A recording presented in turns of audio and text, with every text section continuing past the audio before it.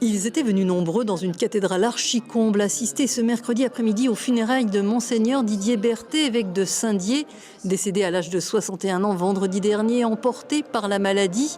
Le pasteur de l'église des Vosges aura en l'espace des 7 ans de son ministère marqué les mémoires, laïcs religieux, mais aussi les jeunes de l'aumônerie qu'il avait accompagnés lors de son dernier pèlerinage à Lourdes. Pendant les messes, j'étais à côté de lui vu que je suis aussi servante d'hôtel et toujours un grand sourire, un petit mot à la fin. C'était une belle personne.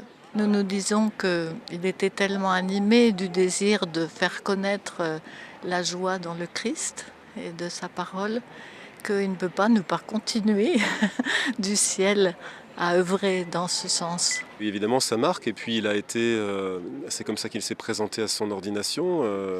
Il a été un père, un frère, un ami, voilà. Bon, ce qui n'empêchait pas aussi d'avoir des discussions d'homme à homme, enfin un peu sérieuses, sur l'avenir de l'Église, sur la manière aussi de proposer la foi aux gens, d'entrer en contact avec une société que l'on touche beaucoup moins qu'avant. Cette église est son église et j'en suis le curé, donc c'est vrai qu'il y avait une relation particulière. Et non seulement c'est un prêtre qui est triste, bouleversé, mais c'est aussi toute la communauté avec laquelle il vit qui est bouleversée. Les obsèques étaient empreintes de solennité. Le cercueil a été déposé à même le sol, suivi par la procession d'une trentaine d'évêques. Monseigneur Jean-Luc Bouilleret, archevêque de Besançon, présidait l'office en présence d'une centaine de prêtres. Le pape François était représenté par l'ambassadeur du Vatican en France. Didier Berthet était attaché à son diocèse qu'il n'a jamais vraiment quitté, même en pensée, pendant les traitements dus à sa maladie. Mais c'était aussi une voix qui portait au sein de la Conférence des évêques de France, alors qu'il dirigeait le Conseil pour l'unité des chrétiens.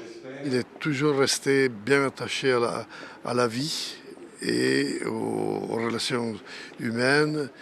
Et voilà, il a irradié la joie, le courage, la résilience. Il se tenait d'abord très informé et ensuite il attendait de pouvoir revenir, ce qu'il a réussi à faire quand même, pendant 6 mois, tout en demeurant malade, mais son lien était fort. Je crois que ces 7 années l'ont attaché, je pense, pour toujours à ce diocèse. Il disait, c'est ce qu'il avait marqué sur sa voiture, qu'il avait trouvé ici.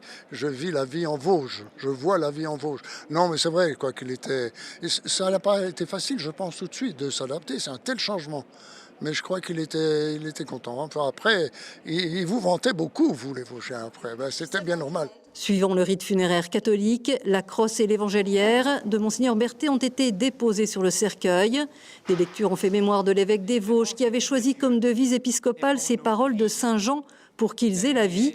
Poignant aussi la parole de sa nièce éprouvée et de son prédécesseur, Monseigneur Jean-Paul Mathieu, resté à ses côtés dans ses derniers instants au couvent de Porcieux.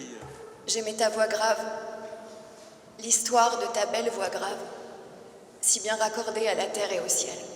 On était 8 autour de lui et on a bien suivi les derniers moments. Ça a été impressionnant, mais serein, paisible. Un homme qui avait dit, voilà, c'est mon dernier appel. Autrement dit, il faut que je réponde à ce dernier appel. C'était l'appel du grand départ. Monseigneur Didier Berthet ne quitte pas son cher diocèse de Saint-Dié. Il a été inhumé dans le caveau des évêques de la cathédrale. Il y repose pour l'éternité avec cette épitaphe de saint Augustin qui résume son service aux Vosgiens. Ils furent chrétiens comme vous, évêques pour vous.